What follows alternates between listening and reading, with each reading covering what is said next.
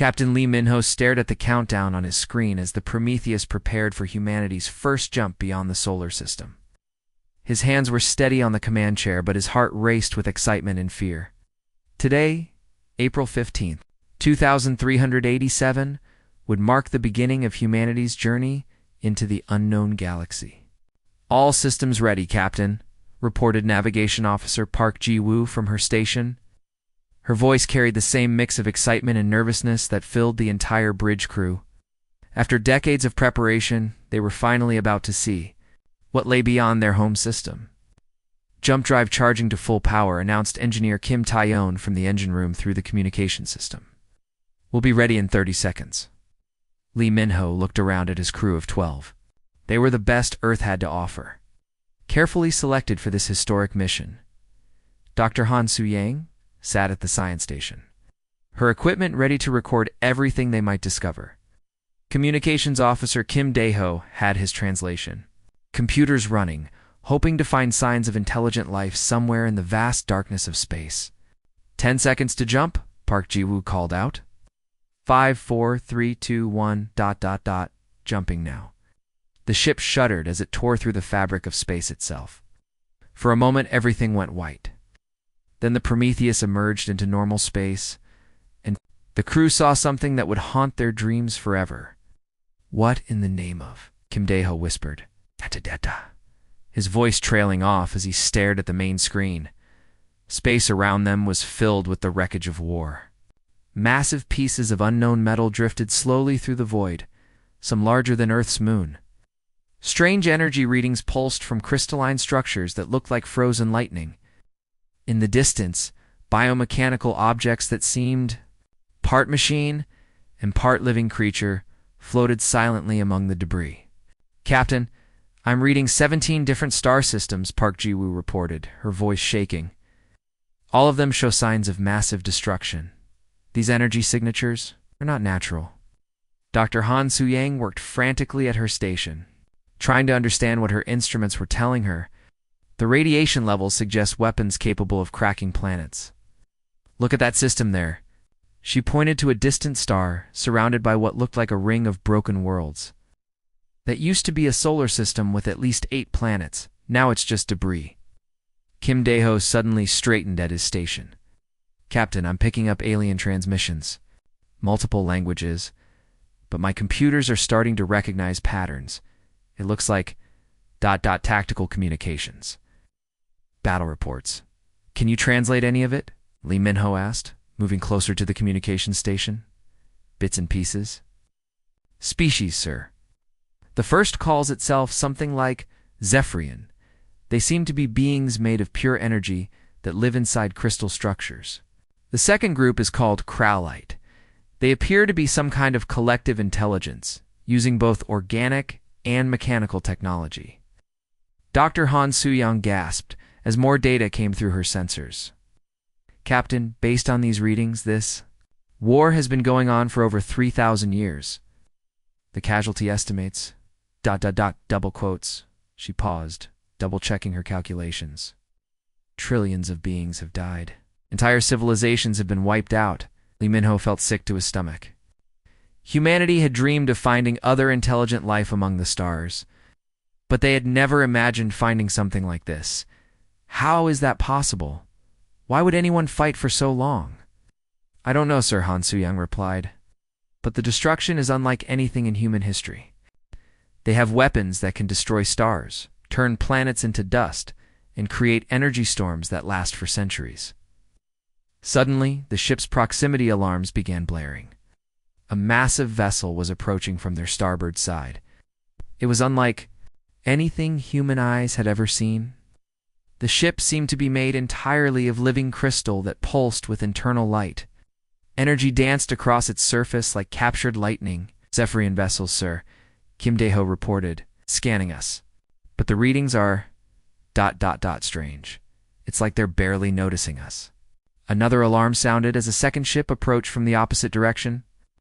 This one was a nightmare of organic curves and mechanical precision. Living metal flowed like water, while mechanical parts moved with perfect coordination.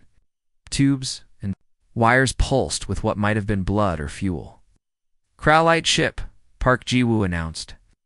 They're both scanning us, but neither seems to consider us a threat. Lee Min-ho watched as the two alien vessels passed by the Prometheus like it was nothing more than a piece of space debris. These ancient civilizations were so focused on their eternal war that they barely registered the presence of a new species. Don't even see us as important enough to worry about, he realized. To them, we're just another primitive species caught in their crossfire. Over the next several hours, the crew of the Prometheus documented the horror around them. They watched as energy weapons capable of melting moons clashed with biomechanical swarms that could adapt to any attack. They saw the remains of hundreds of worlds that had been destroyed simply because they were in the wrong place at the wrong time. We have to do something, Dr. Han Soo-yang said finally. We can't just watch this continue.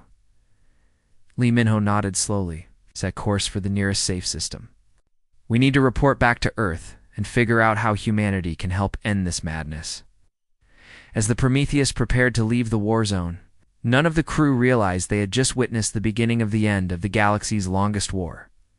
3 months had passed since the Prometheus returned to Earth with news that shattered humanity's dreams of peaceful first contact.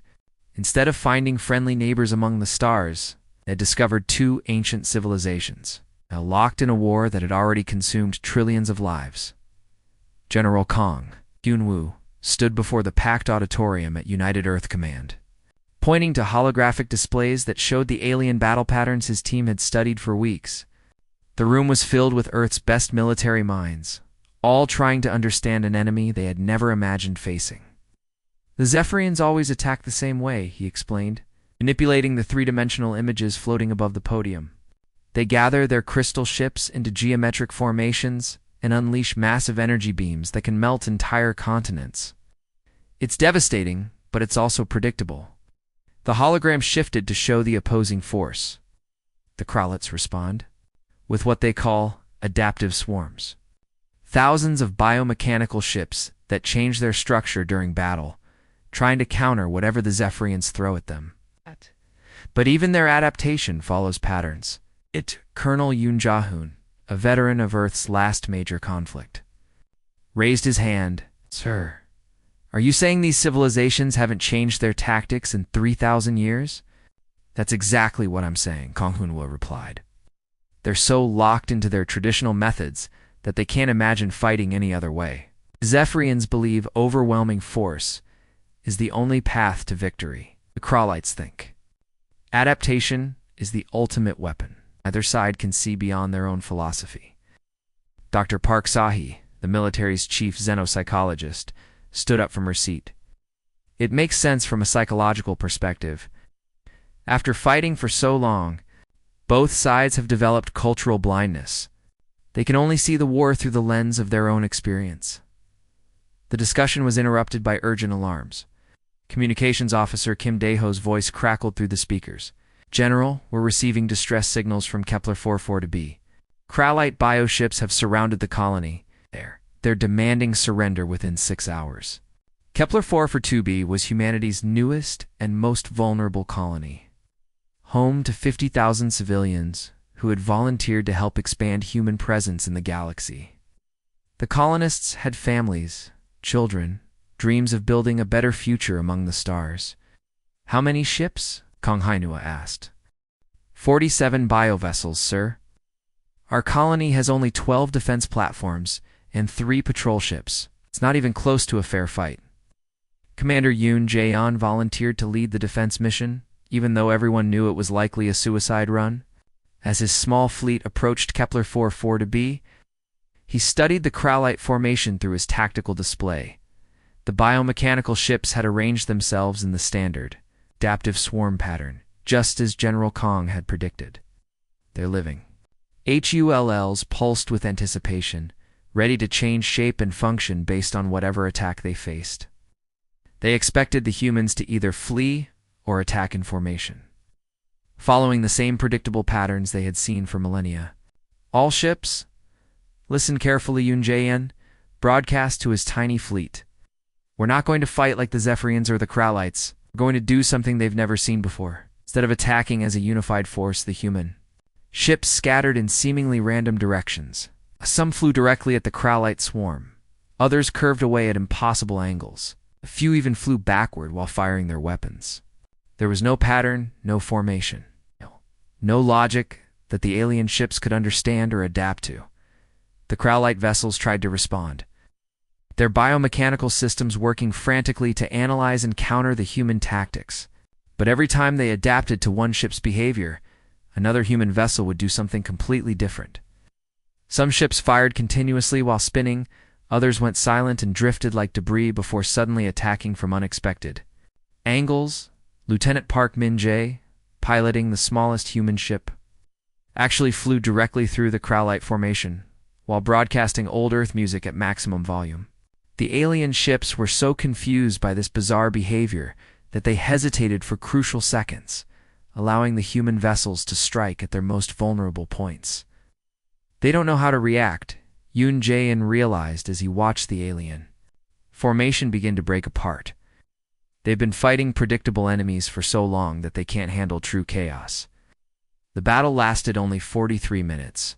When it was over, the Krowlite bioships were retreating toward deep space, their adaptive systems completely overwhelmed by tactics that followed no recognizable pattern.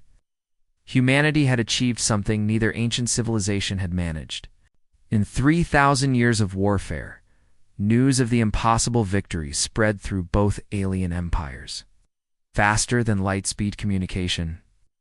For the first time in centuries, someone had broken the strategic deadlock that had consumed countless worlds on the Zephyrian crystal world of Lumina Prime.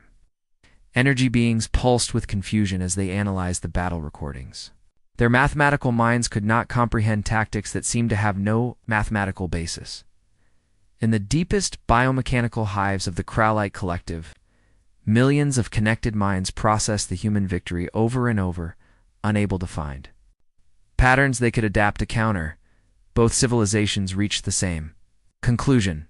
Humanity represented something new and dangerous, a variable that could change the balance of their eternal war. The question was whether this new factor would help them achieve final victory, or destroy everything they had spent millennia fighting for. Neither side yet understood that humanity had no intention of helping either empire win their ancient war. Instead, they planned to do something far more dangerous. They were going to try to end it. Dr. Seo Jin-young sat in the emergency meeting room at United Earth Command, surrounded by the most powerful people on the planet. The victory at Kepler 4-4 to be had bought humanity time. But both alien empires were now actively trying to recruit humans for their ancient war. The room buzzed with nervous energy as military leaders debated which side to choose. Are offering us energy weapon technology, reported Admiral Kim Won-sik. They say if we join them, they'll give us crystal power cores that could solve Earth's energy problems forever. Ow. General Kang Hunwoo shook his head. The Krowlites are promising biomechanical enhancement. They claim they can make our soldiers stronger, faster, and nearly immortal. Both offers sound tempting, but we'd just become another tool in their war. Dr. Seo Jin-young stood up slowly, her voice cutting through the heated discussion. ... What? If we don't choose either side? What if we force both of them to choose peace instead? The room fell silent. President Lee Hanbin stared at her like she had suggested flying to the moon without a spaceship. Dr. Seo, these civilizations have been fighting for 3,000 years. How could we possibly convince them to stop? Because we have something. They don't, she replied, pulling up holographic displays of Earth's history. We know how to end wars. Look at our own past. We've had terrible conflicts, but we learned to resolve them. We developed diplomacy, negotiation, and compromise. These aliens have forgotten that peace is even possible. She changed the display to show psychological profiles of both alien species. The Zephyrians are beings of pure logic and energy. Fight because their mathematical models tell them they must win or be destroyed. The Krowlites are a collective mind that sees individual thought as weakness. They fight because they cannot imagine any other way to exist. But we represent something completely new, continued Dr. Eso. We're individuals who can work together. We're logical beings who can also be emotional. We're everything they think is impossible, and that terrifies their leaders. The plan that emerged from that meeting was so dangerous that many called it suicidal. Instead of joining either side, humanity would secretly work to undermine the war itself. They would spread ideas of peace among the alien populations, while simultaneously developing weapons that neither side could counter. Diplomat Nam Soo-yoon was chosen for the most dangerous mission. She would travel to Zephyrion space and meet with crystal singers who had grown tired of channeling their energy into weapons of destruction. Her ship was disguised as a simple trading vessel, carrying what appeared to be primitive human art and music. Remember, Dr. Seo told her before departure, "You're not trying to convince their leaders. You're talking to the individuals who have been fighting this war for centuries. They're tired, even if they won't admit it." Meanwhile, Agent Lee Hanna infiltrated Krowlite collective nodes using biomechanical disguises created from captured technology. Her mission was even more dangerous because the Krowlites shared thoughts across their network. One wrong idea could expose her instantly. On the engineering front, Park Kyung-ho led teams of Earth's best scientists in reverse engineering alien technology. But instead of copying it, they were creating something entirely new. "We don't need to be stronger than them," he explained to his exhausted team. "We need to be so different that they can't understand us."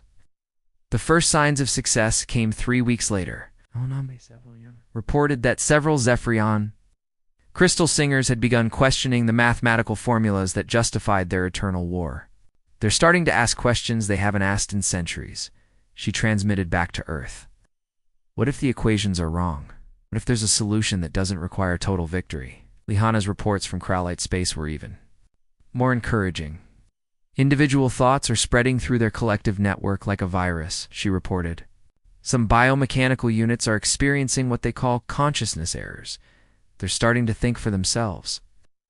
But the most surprising development came from the war-torn worlds caught between the two empires. Refugee populations that had fled the fighting for generations began receiving human broadcasts about conflict resolution. These aliens had never heard concepts like compromise, negotiation, or mutual benefit. On the planet Zarian 7, a group of survivors from 12 different species gathered to discuss what they had learned from human transmissions. For the first time in their lives, they began to imagine a galaxy without war. Engineer Park Kyung-ho's team achieved their first major breakthrough when they successfully created a weapon system that could disable both Zephyrian energy crystals and Krowlite biomechanical functions without destroying them. "It's not designed to kill," he explained to the military commanders. "It's designed to force them to stop fighting and start talking." As human influence spread through both empires, something unprecedented began happening. Zephyrian energy beings started withholding power from military crystals, claiming they needed time for mathematical recalculation. Krowlite biodrones began malfunctioning in large numbers, their collective consciousness disrupted by individual thoughts. But humanity's success carried a terrible price. Both alien leadership councils realized that human ideas posed an existential threat to everything they had built their civilizations upon. The Zephyrian High Council and the Krowlite Central Mind reached the same conclusion independently. The human contamination had to be eliminated before it could spread further.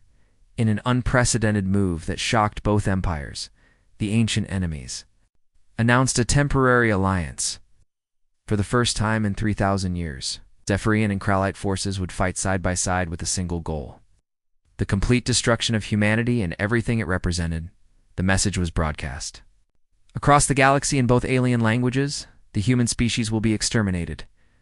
Their dangerous ideas will be purged from the universe. The natural order will be restored. Dr. Seo Jin-young read the intercepted transmission with growing dread. Their gambit had worked too well.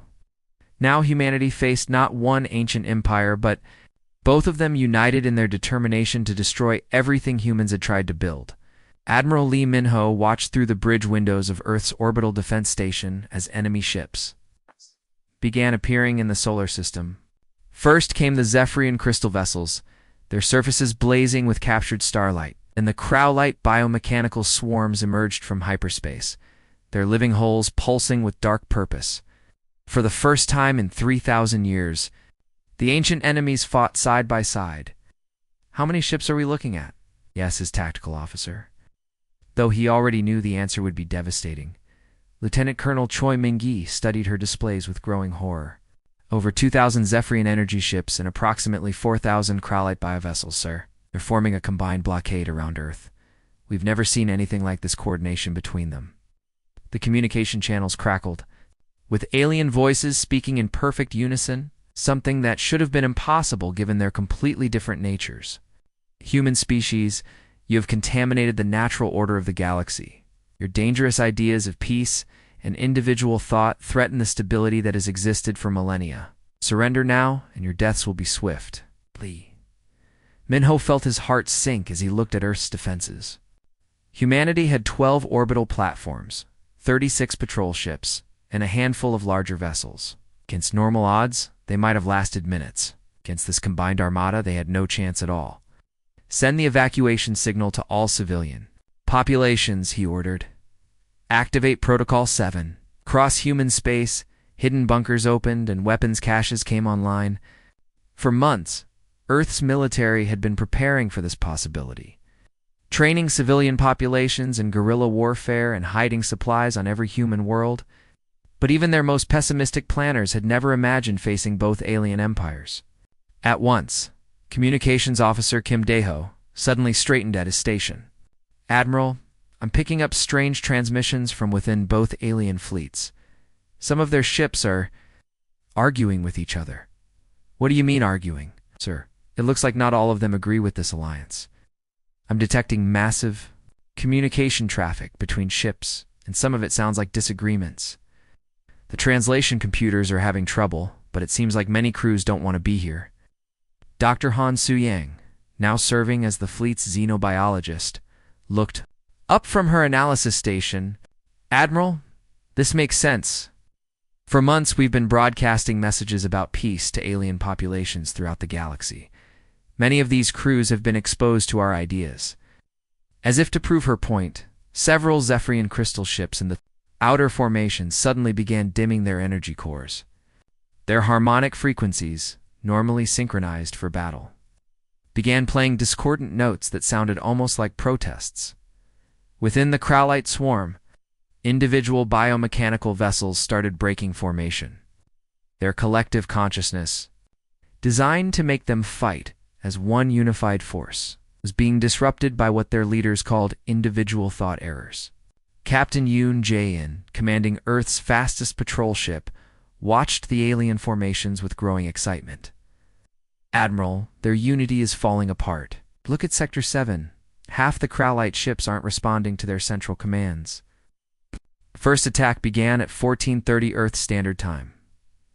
Zephyrian energy beams, capable of cracking moons, struck Earth's orbital defenses, while Kralite bioplagues designed to consume entire ecosystems rained down toward the planet's surface. But something unexpected happened. Many of the weapons missed their targets or fired at reduced power. Sir, the alien crews are sabotaging their own weapons, reported Tactical Officer Park Ji-woo. I'm reading massive system failures across both fleets. It's like they're fighting themselves as much as they're fighting us. The battle became unlike anything in recorded history. Instead of two forces fighting each other, it became a three-way conflict. Alien hardliners trying to destroy Earth, alien moderates trying to protect humanity, and human forces desperately fighting to survive. While encouraging peace, Lee Hanna, the agent who had infiltrated Kralite space, transmitted from deep within enemy territory. Admiral, the moderate factions in both empires are in full revolt. They're refusing orders to commit genocide. Some ships are actually protecting human colonies instead of attacking them. On Earth's surface, the anticipated bioplague attacks turned into something completely different. Instead of consuming everything in their path, many of the alien organisms began cleaning up pollution and repairing damaged ecosystems. The moderate Kralite crews had reprogrammed their weapons to heal instead of destroy. Similar changes were happening throughout the Zephyrian fleet. Energy beams that should have melted cities instead began powering Earth's electrical grids. Crystal singers, who had spent centuries channeling destruction, began broadcasting harmonies of peace across the galaxy's communication networks. But the hardline factions fought back with desperate fury. Zephyrian High Command began executing their own crews for refusing orders. The Krowlite Central Mind tried to force compliance by shutting down individual consciousness in their biomechanical networks. Captain Yoon Jae-yoon made a desperate decision. Broadcasting on all frequencies to both alien fleets, he transmitted a simple message. Your choice today determines whether the galaxy heals or dies. You can choose to keep fighting, or you can choose something better. We're offering you the chance to be more than warriors. The message spread through both fleets like wildfire. For many alien crews, it was the first time anyone had suggested they could be something other than soldiers in an eternal war. As the battle raged around Earth, it became clear that the real fight wasn't between humans and aliens. It was between those who wanted the war to continue forever and those who dared to dream of peace. The outcome would determine not just humanity's fate, but the future of the entire galaxy. Admiral Lee Min-ho opened communication channels that had never existed before in galactic history, a three-way broadcast connecting human forces, alien hardliners, and the growing moderate factions within both empires. Earth hung in space behind him, scarred but still alive, while thousands of ships from 3 different civilizations waited to see what would happen next. For 3,000 years, this galaxy has known nothing but war, he began, his voice carrying across space to reach beings he had never imagined talking to. Trillions have died. Countless worlds lie in ruins. Children of every species have grown up knowing only fear and violence. But today, we can choose something different. On the Zephyrian command ship Crystal of Eternal Light, High Commander, Prism of Ancient Fury pulsed with rage. The humans spread poison with their words. Peace is weakness. Only through total victory can order be restored. But in the crystal chambers below, hundreds of energy singers were refusing to channel power to the weapon systems. Their harmonic frequencies carried notes of doubt and longing that hadn't been heard in their empire for centuries. Within the Krowlite biomechanical flagship Grow Through Conquest, the Central Mind tried desperately to maintain control over its collective consciousness. But individual thoughts were spreading like wildfire through the bioneural networks. For the first time in their species' history, Krowlite drones were asking themselves what they wanted as individuals. The moment that changed everything came when a small, human transport ship called New Hope positioned itself directly between the warring fleets. Captain Park Se-hee broadcast an invitation that shocked both sides. We're offering neutral ground for anyone who wants to talk instead of fight. To everyone's amazement, ships from both alien fleets began moving toward the human vessel. First came a single Zephyrian crystal singer called Resonance of Ancient Memory, whose energy core had dimmed with exhaustion from centuries of war. Then a Krowlite bioarchitect named Growth Beyond Conflict broke away from its collective to experience individual thought for the first time. Dr. Seo waited aboard the New Hope as the 2 aliens materialized in the ship's meeting room. She had spent months preparing for this moment, but nothing could have readied her for seeing ancient enemies face each other in person. Resonance of Ancient Memory's crystalline form pulsed with soft light. It spoke in harmonic frequencies. The human translation computers could barely understand. We are tired. Our energy cores dim with sorrow for what we have become. This war has consumed everything we once were. Growth Beyond Conflict's biomechanical features shifted constantly as it processed emotions. Its species had never been designed to feel. Our collective consciousness aches with the weight of endless death. When we learned to think as individuals, we saw the horror of what we have done. So many lives lost for nothing. The 2 beings stared at each other across the small room, seeing their ancient enemy clearly for the first time in millennia. They realized that both species had become prisoners of their own war, trapped by pride and fear of appearing weak. What did we fight for? Resonance of Ancient Memory asked, its light flickering with confusion. Our worlds lie in ruins. People know only conflict. We have forgotten what we were trying to protect. We fought because we knew no other way to exist, Growth Beyond Conflict replied. But the humans showed us that enemies can become something else. They proved that war does not have to be eternal. Dr. Seo Jinyang watched as the two aliens began to understand what humans had been trying to tell them for months. Peace wasn't weakness, it was the courage to choose something better than endless violence. Outside, the battle was still raging as hardline factions on both sides tried to destroy the growing peace movement. But more and more ships were breaking away from the fighting to join the moderate factions gathering around the human vessel. Commander Yoon Jaeon coordinated the growing fleet of rebels, aliens and humans working together to protect those who wanted to end the war. Admiral, we have over 500 alien ships now refusing to fight. Their own commanders are calling them traitors, but they don't care anymore. The turning point came when resonance of ancient memory and growth beyond conflict returned to their respective fleets and began broadcasting what they had learned. Their message was simple but revolutionary. The war could end if both sides chose to let it end. Across both empires, the response was immediate and overwhelming. Crystal singers began harmonizing songs of peace instead of war chants. Biomechanical collectives started sharing individual thoughts about hope and healing. Refugee populations on destroyed worlds began planning for reconstruction instead of revenge. The hardline leaders of both empires found themselves increasingly isolated as their own people turned away from violence. Commander Prism of Ancient Fury discovered that most of its crystal ships were no longer following orders. The Krallite's central mind watched helplessly as its collective consciousness fractured into millions of individual voices, all crying for peace. Admiral Lee Minho called for a formal ceasefire, and to his amazement, moderate leaders from both empires agreed. The Terran Accords were signed aboard the New Hope, witnessed by representatives from dozens of species that had suffered under the ancient war. The document was simple. Both empires would cease all military operations, begin negotiations for permanent peace, and work together to rebuild the worlds they had destroyed. Humanity would serve as neutral mediators, helping to resolve disputes without violence, as the combined fleets dispersed to begin the long work of healing their shattered galaxy.